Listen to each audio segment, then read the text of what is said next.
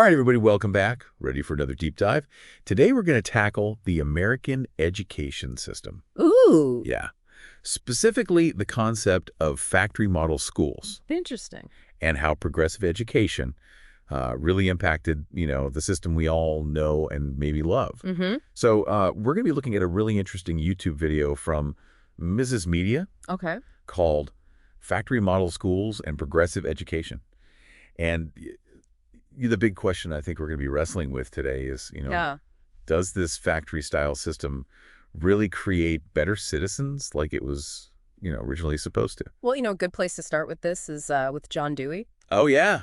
John Dewey. Often called the father of progressive education. Right. Definitely a big name in education. Absolutely. And he's got some pretty interesting ideas. Yeah. In his 1897 essay, My Pedagogic Creed, he talks about how education should be about molding kids into these socially conscious individuals, like ready to jump into social reconstruction. But here's where it gets really interesting. Okay. He saw this vision as both individualistic and socialistic. So wait, how does that even work? How can it be both? Yeah, it's a tough one, right? So he believed in, nurturing individual growth. Right. But like within a system that's focused on the needs of the whole community. Interesting. He thought education was the key to, creating people who could think critically, independently, but also at the same time, like work towards making society better. Right. It's a real balancing act. And how he thought that would work in real life is really interesting. Yeah. Well, okay, I'm hooked.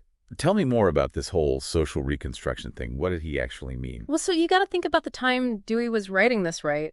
Yeah. Like late 19th century, huge social and economic changes happening. Right. Industrialization, changing everything. Absolutely. And Dewey thought traditional education just wasn't cutting it anymore. Like it wasn't preparing students for this new world. So what did he want instead then? Social reconstruction for Dewey meant using education to tackle these huge social issues. Okay. Poverty, inequality, injustice, all that. Yeah. And the goal was to create a more democratic and equitable society.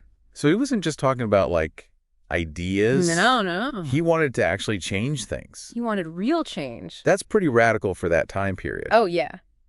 But how does all this connect to the whole factory model of schools? So that's where things take another turn. Okay. So while Dewey's pushing for this progressive education, the main model in schools back then was this factory model. Okay. Imagine this. Schools running like a super efficient Henry Ford assembly line. Okay. Bells controlling everything. Oh my gosh. Limited breaks. Yeah. You need permission to even go to the bathroom. I'm getting flashbacks. Sounds familiar, right? It's like they were mass producing students instead of, treating them as individuals. That's a good point. And the progressives didn't completely ditch structure. Okay. But they did change the way we think about it. How so? Think of it this way. Instead of kids being like factory workers, they saw them as more like commodities being molded. Commodities? Yeah, to fit society's needs. I don't know. That word feels a little harsh when we're talking about kids. Yeah, I get that. They're not products. No, they're not. But that comparison, it really highlights this big debate in education. Okay, what is that? Should education just be about creating productive members of society? Right. Or should it also be about nurturing creativity, critical thinking, and personal growth? That commodity analogy, as harsh as it sounds, makes us really think about that. It does, yeah. It really does. So the video mentioned this guy, Elwood Cubberly. Oh, yeah. Who seems to be like the poster child for this factory model mindset. He's a great example, yeah. Tell me more about him.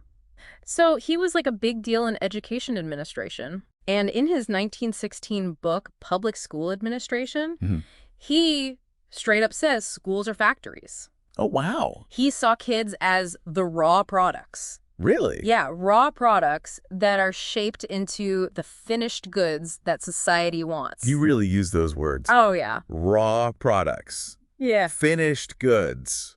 That's intense. It's a very industrial way of looking at education. It is. And it all ties back to Frederick Winslow Taylor and his scientific management ideas. Wait, wasn't Taylor the guy obsessed with efficiency in factories? That's him. What does that have to do with school? Well, his whole thing was about centralized control. Right. Standardized processes. Okay. Measuring results.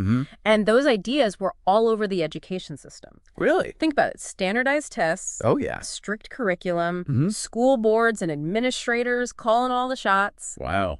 It all comes together, doesn't Yeah. it? So basically, Cubberly's vision kind of became the model for 20th century education. Pretty much. Yeah, a lot of those trends show the factory model's influence. So we went from Dewey's idealistic vision of social reconstruction to Cubberly's factory-like system. Yeah. Did it even work? Did this model actually create better citizens? That's the big question, isn't it? Thinking back to my own school days, I'm not so sure. Yeah, and there's no simple answer. Right, yeah. It's something we all have to think about if we want to, change education for the better. Definitely. And you know what? While we're on the topic of empowering people, if you're listening to us from Deer Park, LaPorte, or Pasadena, Texas, and you're enjoying this kind of deep thinking, you should check out Think and Act Locally.